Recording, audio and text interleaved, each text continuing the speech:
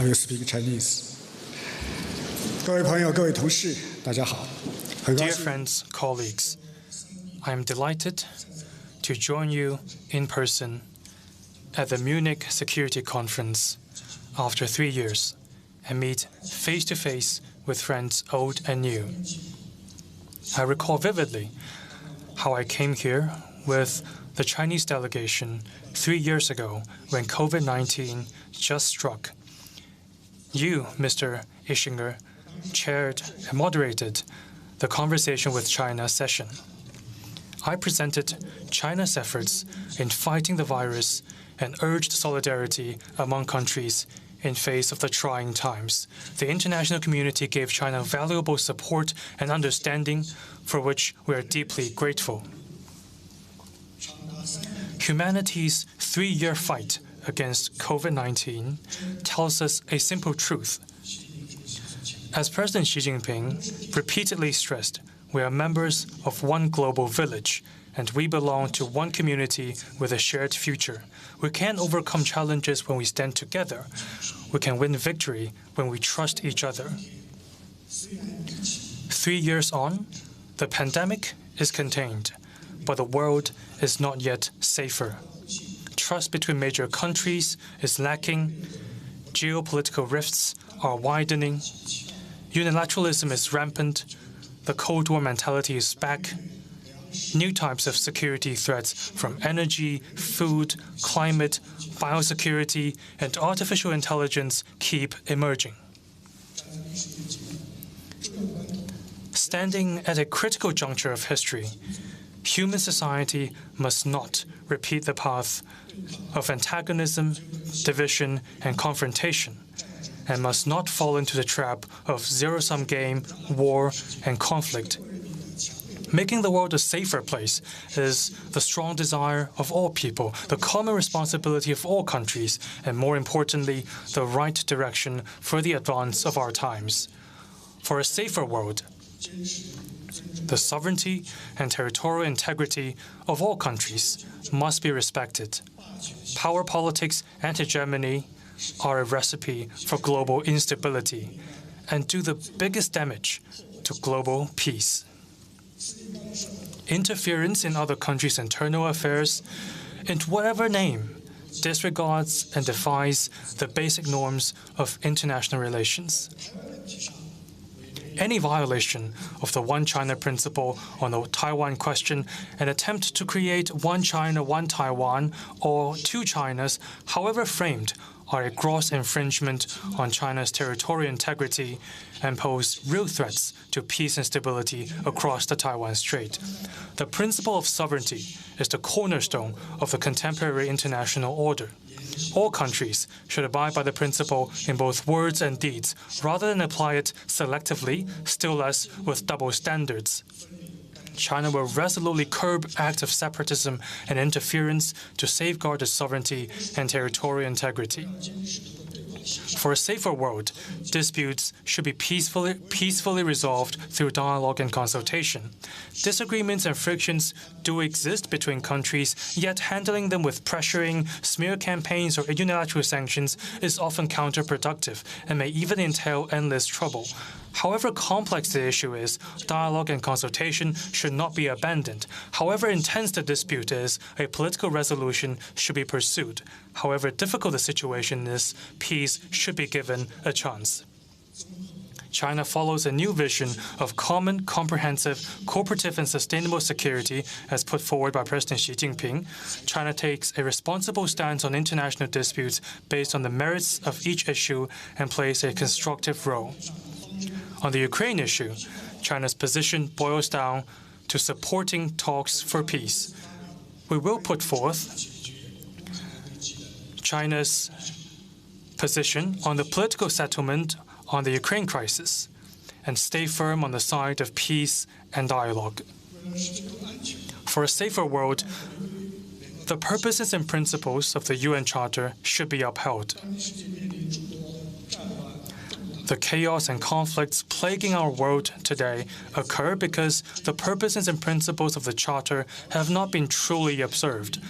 Fanning ideological confrontation and forming exclusionary blocs harms international solidarity and hampers global cooperation. Hyping security threats and stoking tensions undercuts strategic mutual trust and elevates the risk of miscalculation. The pressing need now is for all of us to put the larger interest embodied in the purposes and principles of the UN Charter above one's own lesser interest and work together to oppose Cold War mentality and bloc confrontation. For a safer world, the key role of development must be harnessed. The world should not be a place where the rich stay rich while the poor remain poor. Efforts should be stepped up in implementing the UN 2030 Agenda for Sustainable Development. The legitimate right to development of all countries, especially developing countries, should be effectively protected, and assistance should be extended to underdeveloped regions to improve people's lives and grow the economy. A holistic approach is needed to address both symptoms and root causes and remove the breeding ground for conflict. The world should not veer off onto the wrong path of protectionism, decoupling and cutting chains. We must firmly reject the attempts to politicize, weaponize and draw ideological lines in the cooperation on trade, science and technology. If security is to be firmly established and endure, people in all countries should get to lead a better life. Making the world a safer place is China's abiding commitment. Last October, the Communist Party of China convened its 20th National Congress. General Secretary Xi Jinping declared that China's central task in the new era and on the new journey is to advance the rejuvenation of the Chinese nation on all fronts through a Chinese path to modernization. On how to accomplish this modernization of the largest scale in human history, China has given an unequivocal and steadfast answer: keeping to peaceful development. Peaceful development is not an expediency nor diplomatic rhetoric, but a strategic choice informed by a deep grasp of the past, present, and future. Looking over the past, China suffered deeply from foreign aggression and expansion in modern times. This country fully appreciates the value of peace and importance of development. Shortly after the founding of New China, we put forward the 5 principles of peaceful coexistence. Over the past 70-plus years, China has never initiated a war or occupied an inch of foreign land. It is the only country that has put peaceful development in its constitution and the only country among the 5 nuclear weapon states to pledge no first use of nuclear weapons. China's track record on peace can stand the scrutiny of history, and its peaceful rise is an unprecedented miracle in human history. At present, the top priority for China is to pursue high-quality development and deliver a better life for the Chinese people.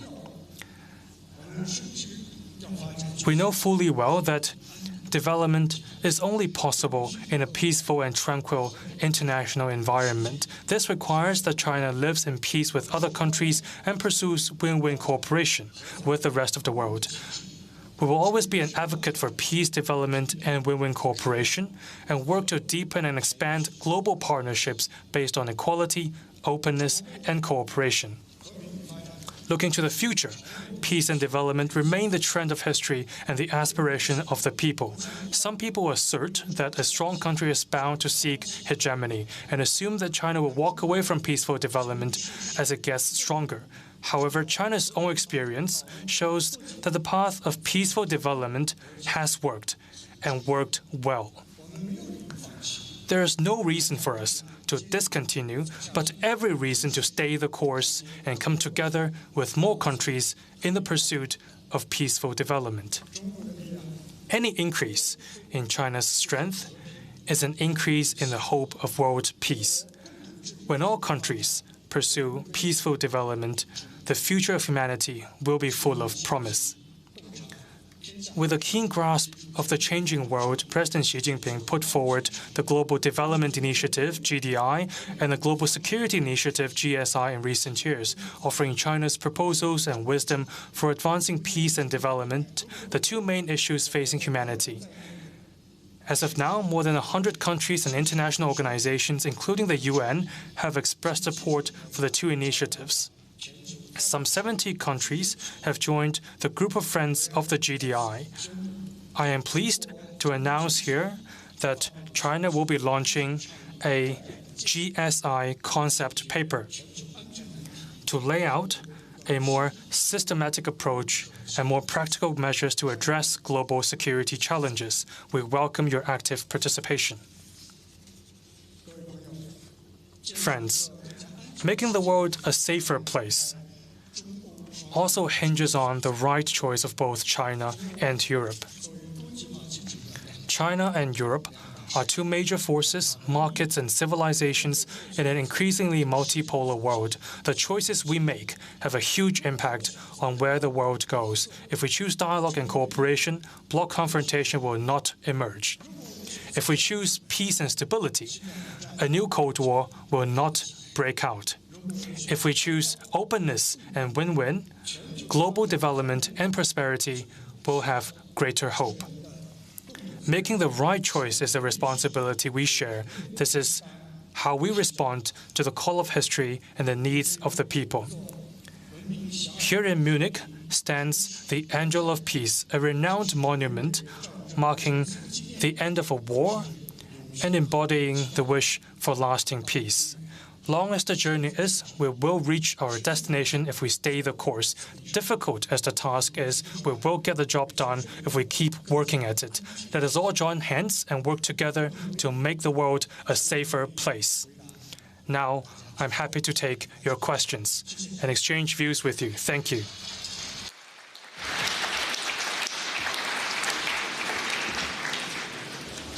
Sir? Yeah.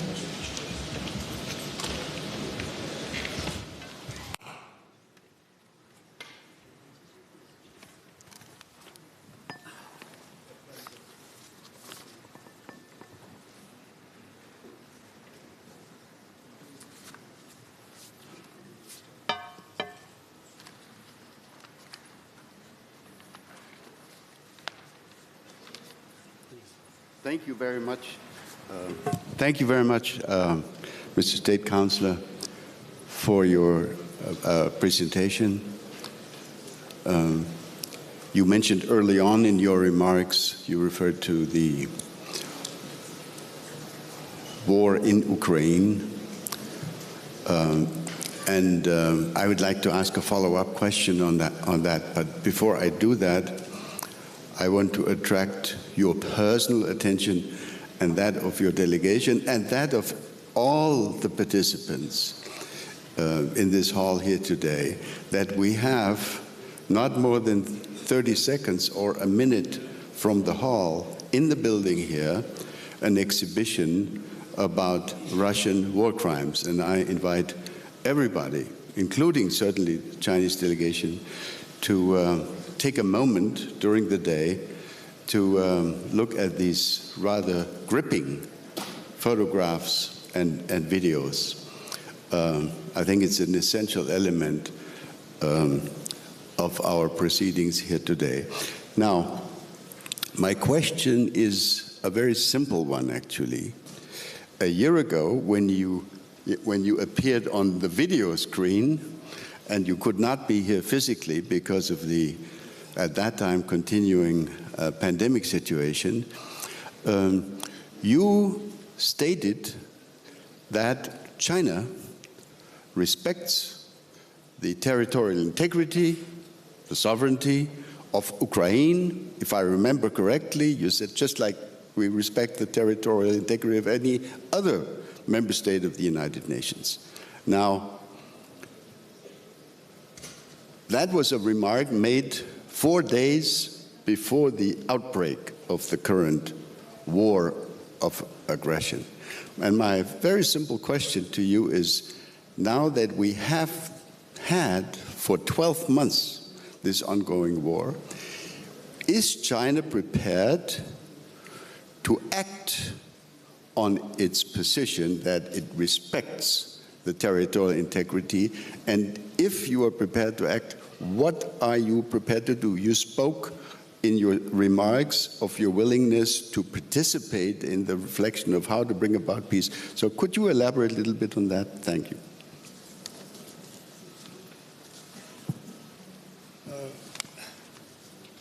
兰危机，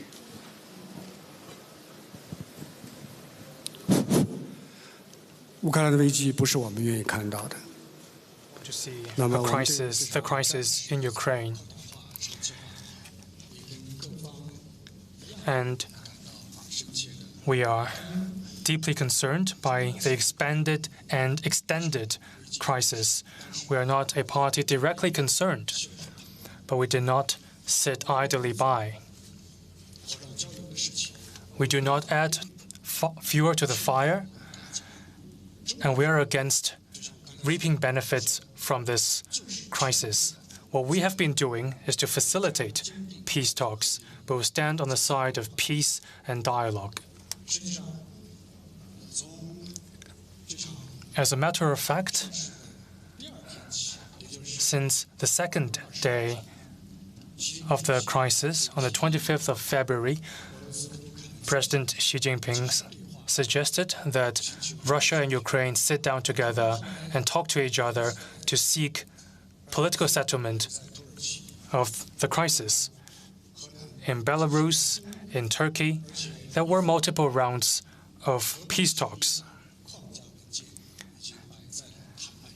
And we saw a framework text on the peaceful resolution of the crisis. However, that was stopped.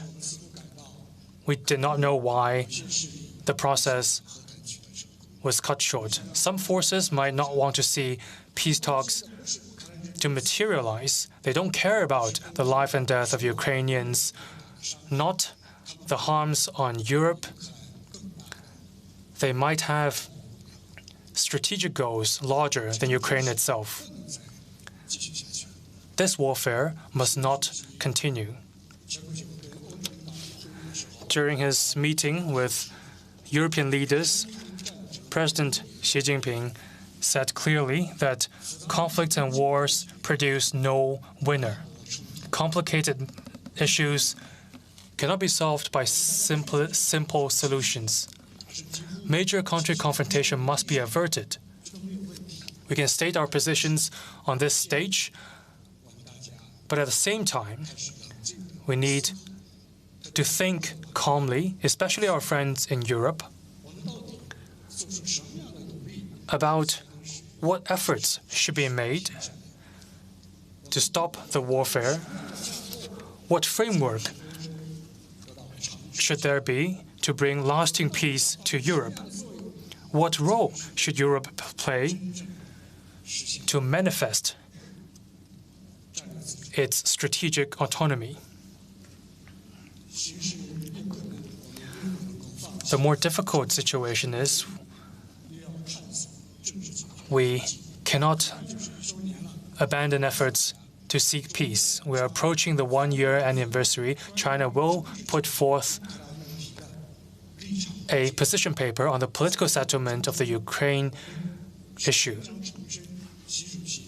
We will reiterate the propositions made by President Xi Jinping in our position paper, including that territorial integrity and sovereignty must be respected,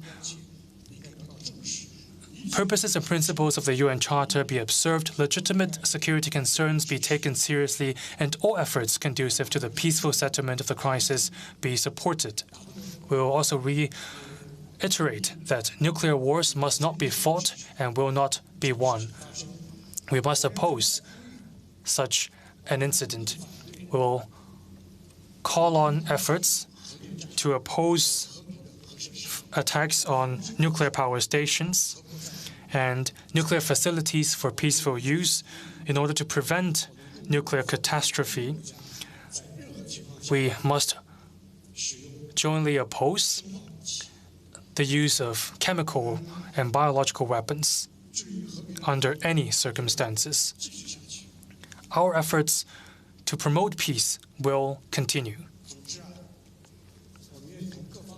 Put simply, we will work with all sides, sustain our efforts, and work until the day peace arrives. Thank you. Thank you very much, sir. Now, I have collected a couple of questions. We have very limited time, but among the questions most urgently asked are questions about the relationship between China and the United States. We have all recently witnessed what I may call, with your permission, the balloon crisis. My question is a very simple one. Are you going to, and is your delegation going to use the opportunity of this Munich Security Conference platform, which is actually an ideal platform for these types of purposes, to enter into a discussion with those present from the Joe Biden administration to return, hopefully, to a somewhat more normal level of discourse between Beijing and Washington, because, of course, you have some larger issues to discuss above and beyond the balloon crisis. But my impression has been that the balloon crisis has stood in the way of returning to a more normal discussion. Please.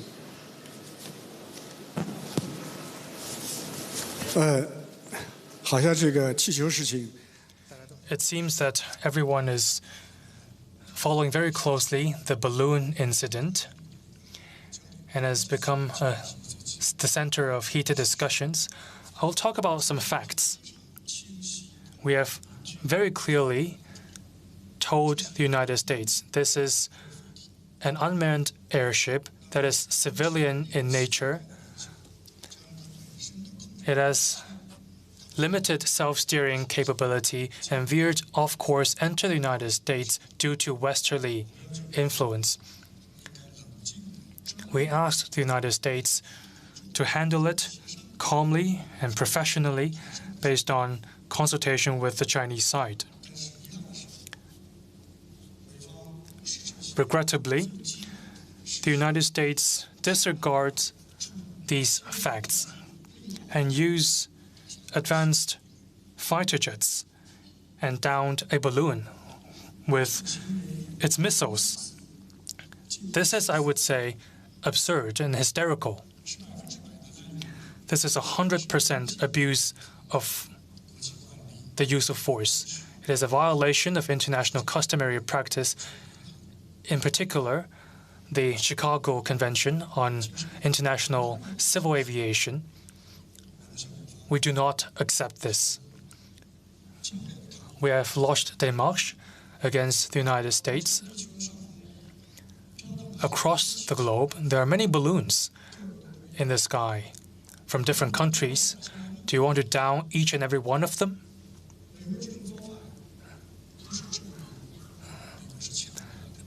It does not show America is strong. On the contrary, it shows the opposite.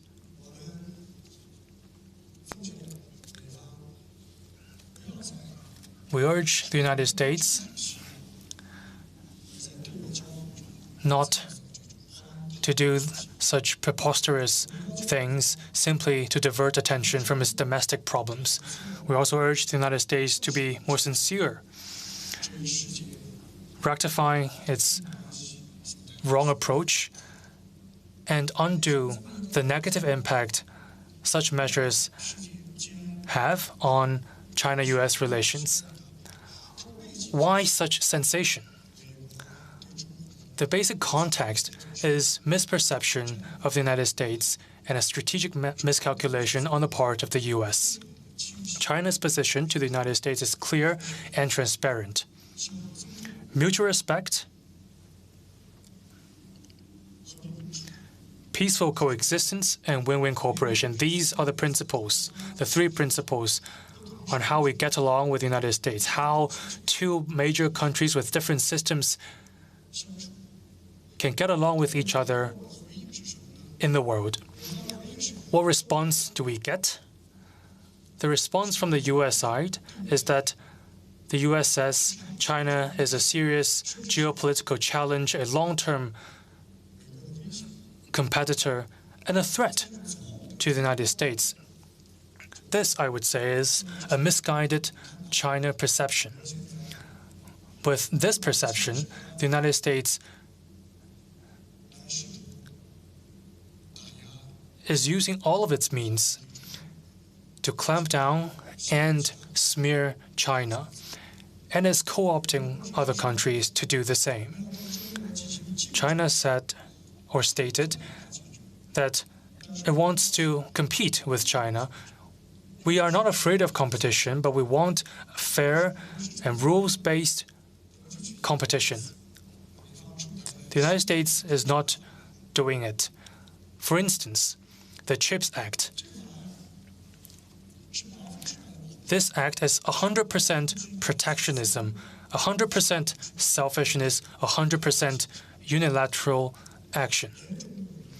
It is in serious violation of the principle of free trade, the rules of WTO. This, by no means, is fair competition. It cannot be farther away from free competition. The U.S. is standing on the opposite side of free trade that has long espoused. This is pretty ironic. In ancient China, we Chinese often say that even if people loves benefits, they get it through fair means.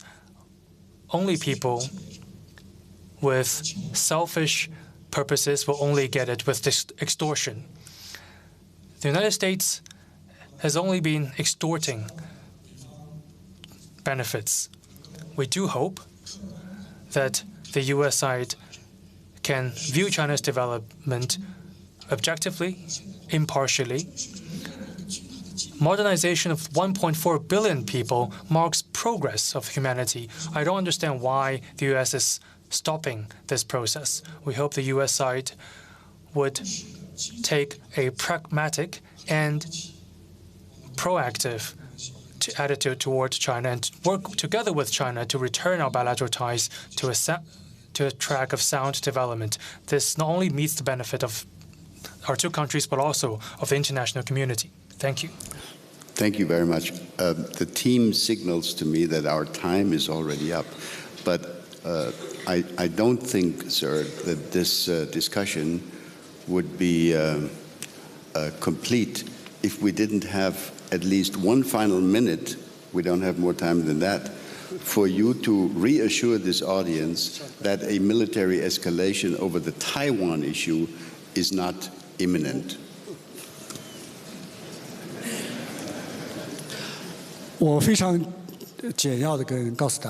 Briefly assure the audience that Taiwan is part of Chinese territory.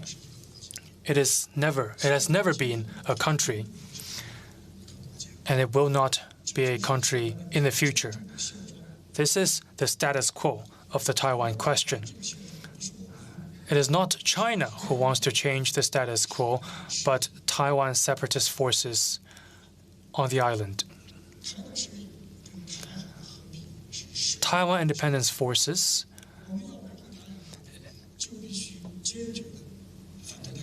undermines peace and stability in the Taiwan Strait. That is why we must oppose Taiwan independence and Taiwan separatism. We must observe one China principle. This is also a consensus of the international community. We reiterate the importance of respecting sovereignty and territorial integrity. This is good.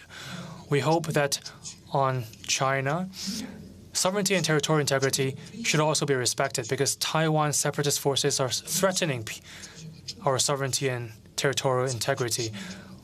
We don't hope to see double standards on this issue of major significance. That is my answer. Thank you. Thank you very much, sir. It's been a real privilege to have you on stage here again.